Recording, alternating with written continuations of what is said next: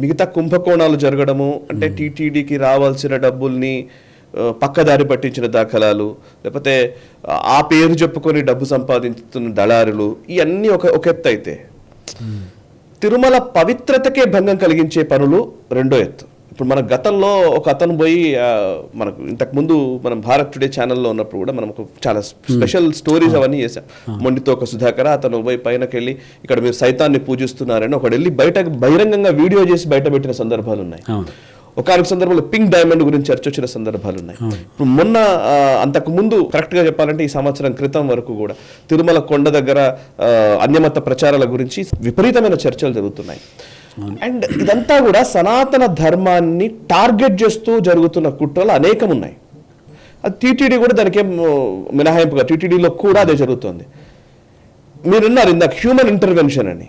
ఈ అన్యమతస్థులు టీటీడీలో ఉన్నంత కాలం ఇది ఇట్లాగే జరుగుతుందా?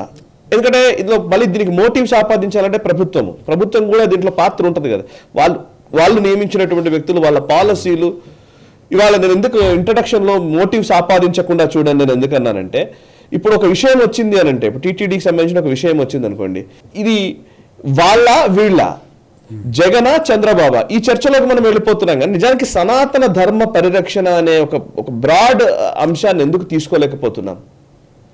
తిరుమల తిరుపతి దేవస్థానం సంబంధించినంత వరకు ఫస్ట్ పాయింట్ ఏంటంటే, గతంలో మిరాసి వ్యవస్థ ఉండేది. ఈ మీరు ఇందాక మంచి పాయింట్ చెప్పారు, కలియుగ వైకుంఠపాళని. ఆ మిరాసి వ్యవస్థ గుత్తాధిపత్యంలోకి వెళ్ళిపోయింది వ్యవస్థలో. దాని మీద అప్పుడు సీరీస్ ఆఫ్ ఆర్టికల్స్ ఈనాడు రాసాం, కలియుగ వైకుంఠపాళ సిరీస్లో. అది దాని ఓరియంటేషన్ వేరు. కానీ ఈ మిరాసి వ్యవస్థలో ఒక శూన్యం ఉండేది. ఆ రోజుకి నేను తిరుపతిలో పనిచేసే నాటికి 12 కుటుంబాలు ఉండేవాళ్ళు, అర్చక మిరాశీలు. ఈ అర్చక మిరాశీలు ఒక కుటుంబం ఒక ఏడాది పాటు చేస్తారు. ఏడాది అవగానే ఈ ఆభరణాలతో సహా మొత్తం ఈ టెంపుల్ సేవలు ఏవైతే ఉన్నాయో అన్నిటినీ వాళ్ళు నెక్స్ట్ మిరాశికి అప్పగిస్తారు.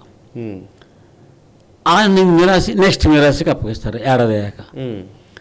ఇందులో ఇలాంటి సమస్యలు అప్పుడు రాలా.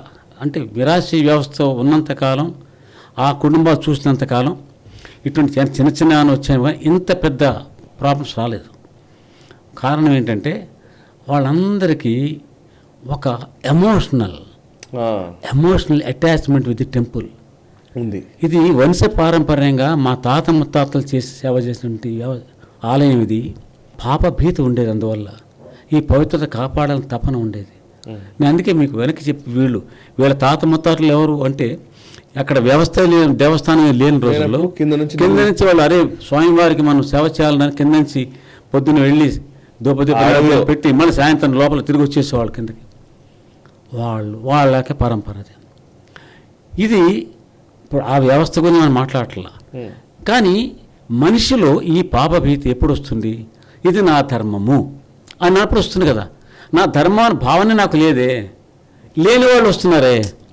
ఈ మధ్యకాలంలో మనం అనేక రకాల వీడియోలు చూసాం. ఇందాక మీరు చెప్పారు ఎగ్జాంపుల్, అనేక వీడియోలు చూసాం. డిప్యూటీ ఎగ్జిక్యూటివ్ ఆఫీసర్ స్థాయిలో ఒక ఆఫీసరు చర్చిలోకి వెళ్ళడం వీడియో చూసాం మనం. అది అంటే ఇప్పుడు ఒక విషయమేనండి, శ్వేత అని ఒక సంస్థ ఉంది, ఇది టీటీడీలో భాగం. దాంట్లో ఏం చేస్తారంటే, కొత్తగా సర్వీస్లోకి వస్తున్న వాళ్ళకి ఓరియంటేషన్ ఇస్తారు.